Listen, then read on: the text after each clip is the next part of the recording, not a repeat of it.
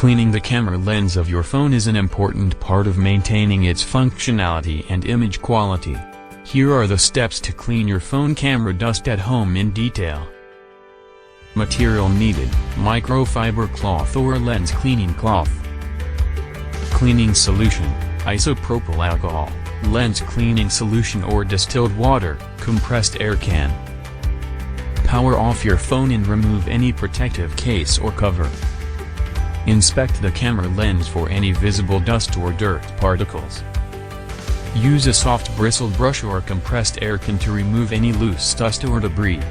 Be careful not to apply too much pressure or to get too close to the camera lens.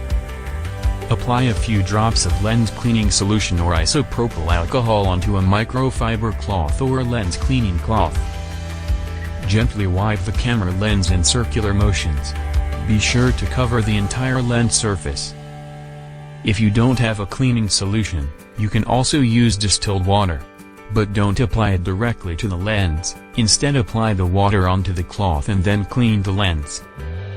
Avoid using harsh chemicals or abrasive materials such as paper towels, tissues, or cotton swabs as they can damage the lens coating.